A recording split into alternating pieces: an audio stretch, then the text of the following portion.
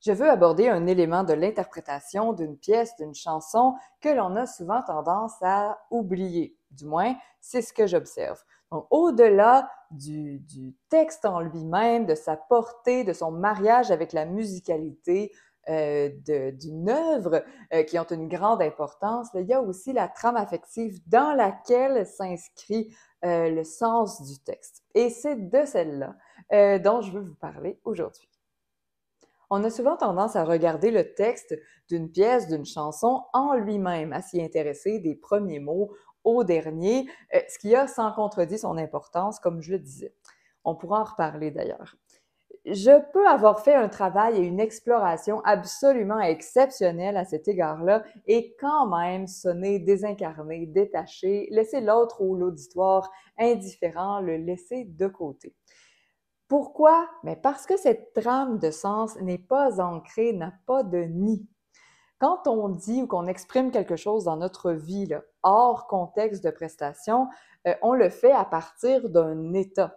On le fait à partir d'un vécu intérieur qui précède le sens de notre parole, soit chronologiquement, donc avant, en temps, et ou plus profondément, une sorte de sous-couche, là, le lieu affectif interne d'où je pars pour dire ce que j'ai à dire. C'est connecté à ce qui se joue chez moi à ce moment-là où je choisis d'exprimer quelque chose avec ma voix, avec ma parole.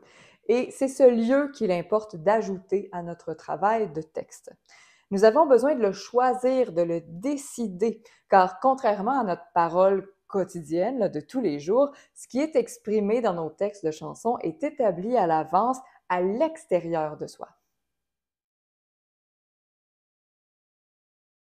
Comment faire pour véritablement incarner le propos de ce que je chante?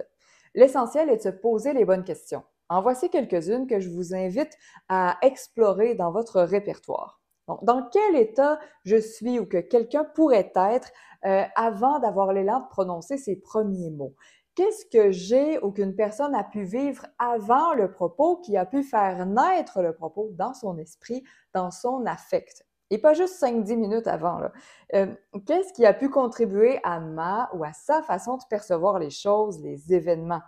Ça peut être une série de vécus aux saveurs semblables ou différentes qui ont un poids dans ma façon de vivre, de composer avec les choses, avec les événements, peu importe la nature de ce poids-là, qu'il soit plus léger ou plus lourd.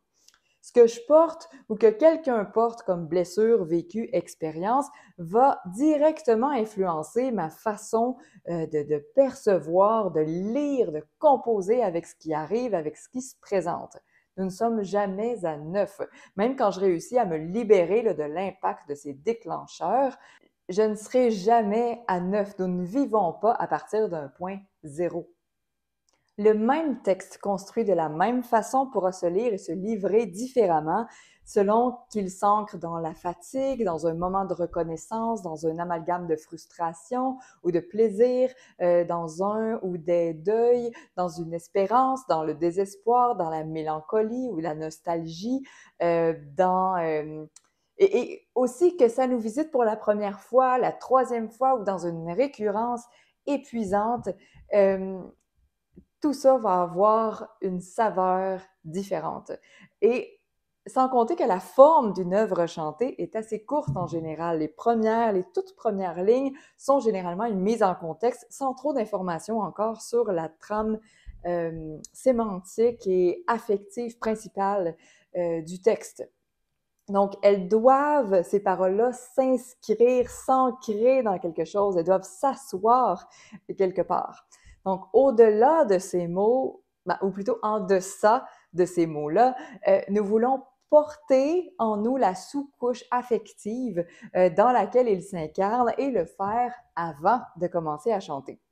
Et vivre l'évolution de cette trame tout au long de notre chant. Et ça, c'est valable pour les œuvres indépendantes, autonomes, mais ce l'est aussi pour les œuvres qui s'inscrivent, qui s'articulent dans une pièce de théâtre musical ou d'opéra. Le piège, c'est de travailler la maîtrise d'une pièce à l'extérieur de son contexte, donc de la travailler comme un morceau autonome et qu'elle ne s'inscrive plus dans sa trame de fond. Parce que je peux avoir une excellente maîtrise de la pièce si la trame affective de fond du jeu, de l'expression qu'il y avait avant se rompt, bien mon impact va être vraiment diminué. La cohérence et la cohésion nécessaires au sentiment de vérité va vraiment s'effriter et le public va être largué. Parce que si ma trame affective se brise, la leur aussi. Bref, prendre du temps, du soin pour cet ancrage-là est toujours un allié essentiel de la communicabilité du propos, de l'interpellation spontanée, de la sensibilité de l'autre, parce qu'il peut s'y reconnaître. Et ça, c'est important. Un bonus? C'est un soutien substantiel à la production vocale et à l'aspect technique qui est inhérent. Plus simple, plus précis, plus cohérent, sans avoir la tête pleine, on aime ça. Et tout ça sera à la mesure de la maîtrise de mes outils. Bref, il y a le texte, avant le texte et sous le texte. Si vous voulez être accompagné là-dedans, faire équipe, venez nous voir au gymvocal.com. Ce sera un plaisir de donner ensemble du relief à vos projets. Bonne exploration, puis donnez-moi des nouvelles là-dessus si ça vous chante. À plus! Vous trouverez juste en dessous un réchauffement vocal gratuit et un défi 4 jours pour améliorer un passage vocal difficile, gratuit aussi. N'hésitez pas!